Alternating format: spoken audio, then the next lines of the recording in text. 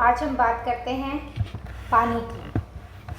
Start करते हैं third chapter कैम्पबेल्स का। चैप्टर का नाम है the chemistry of water. The chemistry of water.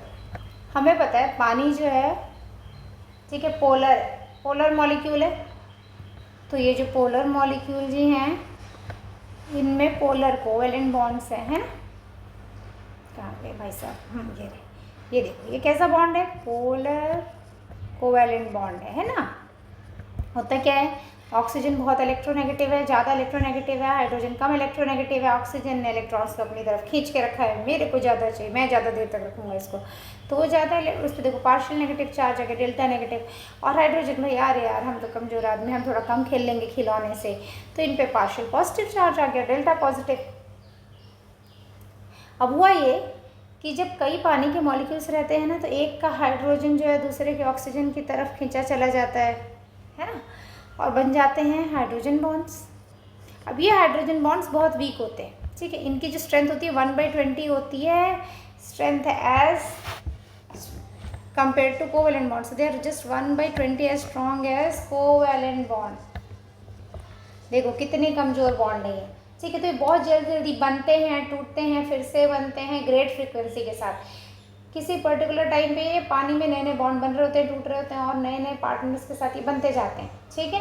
तो किसी भी टाइम पे देखोगे तो बहुत सारे हाइड्रोजन बॉन्ड्स बने होंगे, वाटर मॉलिक्यूल एक दूसरे के मॉलिक्यूल्स के साथ, पानी अपने बहुत सारे मॉलिक्यूल्स में बने रहते हैं, बहुत सारे हाइड्रोजन बॉन्ड्स।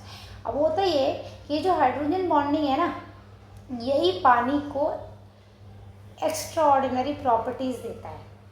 सो जो हम पढ़ते हैं ना इमर्जेंट प्रॉपर्टीज़, हमने थीम पढ़ा था बायोलॉजी के, जब थीम्स पढ़े थे पहले चैप्टर में, तो देखो अलग अलग मॉलिक्यूल्स है, ठीक है। जब ये एक साथ है तो एक प्रॉपर्टी इमर्ज होकर आ रही है, एक नहीं कई प्रॉपर्टीज इमर्ज होकर आ रही है, ठीक है, because of the hydrogen bonding, जिससे इस पृथ्वी पे लाइफ की सुटेबिलिटी बन रही है। तो ये प्रॉपर्टीज़ क्या क्या हैं, देखो हम सबको डिटेल में पढ़ेंगे बाद में, ठीक। अभी हम बस देखते हैं क्या क्या। पहली बात तो कोहेसिव बिहेवियर, ठीक है। देखो पानी एक दूसरे मॉलिक्यूल से चिपके, एक एक मॉलिक्यूल है ना, कोहेजन शो कर रहे हैं, हाथ न छोड़ेंगे, ठीक है। अब एडहेजन भी पढ़ेंगे कि ये जिस सरफेस पे उससे भी चिपके रहते हैं, पढ़ेंगे, ठीक है। तो ये कोहेसिव बिहेवियर हो गया। दूसरा हुआ ability to moderate temperature, ability to moderate temperature, ठीक। इसको भी पढ़ेंगे हम, हाई स्पेसिफिक हीट वगैरह सब चीज़ पढ़ेंगे, ठीक। Third expansion upon freezing, expand हो जाता है, ठीक है ना, बर्फ़ बनते ही। चौथा हो गया versatility as a solvent, universal solvent है ये, वर्सेटिलिटी एज अ सॉल्वेंट। अब चाहे शरबत मिला लो या नमक पानी का घोल बना लो, हैं, चाहे ORS बना लो चलो देखो, तो देखो एक एग्जांपल देते हैं, पानी वाला बर्फ़ वाला। ये भाई साहब हैं कि बहन जी हैं, देखो पता नहीं, ये है इनका साइंटिफिक नाम है, ठीक है, जूलॉजिकल नाम प्यूसा हिस्पेडा, प्यूसा हिस्पेडा। पुराना नाम इनका क्या है, फोका हिस्पेडा। और ये है रिंग्ड सील। कौन है, इसको साधारण भाषा में बोल देते हैं रिंग। देखो इनकी बॉडी में कितनी अंगूठियाँ हैं, रिंग हैं, रिंग्ड सील, ठीक है। ये आर्कटिक में बड़ा कॉमन है, छोटा सा सीलों से छोटा सील है और कॉमन है बहुत, ठीक है। अब ये करता क्या है, ये अपने बर्फ़ पे बैठा, ठीक है, और इसको एक प्लेटफॉर्म के पर यूज़ करता है, पानी के नीचे, बर्फ़ के नीचे जो पानी है ना, उसमें जो मछली है उसे पकड़ने के लिए, ठीक है। अब देखो ये बर्फ़ जो है ये तैर क्यों रही है, ठीक है। Why does ice float on water, कुछ नहीं, जब लिक्विड रहता है पानी तो मॉलिक्यूल्स जो होते हैं ना, उनमें हाइड्रोजन बॉन्ड बहुत वीक होता है, पर वहीं और एकदम पास पास होते हैं, ठीक। जब वही सॉलिड स्टेट में आता है, ठीक है, हाइड्रोजन एक्चुअली जब टेम्परेचर कम होता है तो ये बॉन्ड स्टेबल हो जाते हैं, है ना।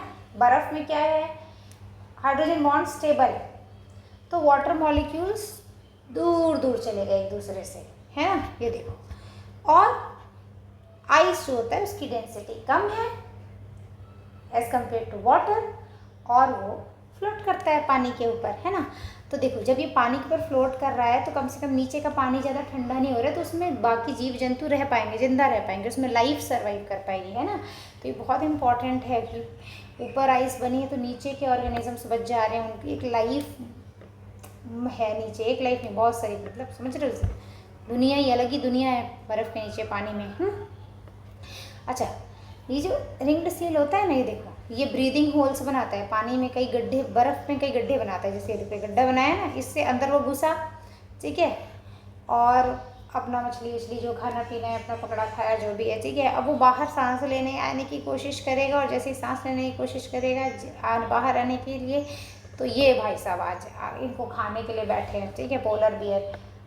आज तो दावत है भाई, ऐसा सोच रहे हैं, ठीक है, दावत है कि नहीं ये तो यही जाने, बाकी प्रॉपर्टीज़ हम अगले लेक्चर में पढ़ते हैं, ठीक, कोहेजन वगैरह। Okay, thank you, bye.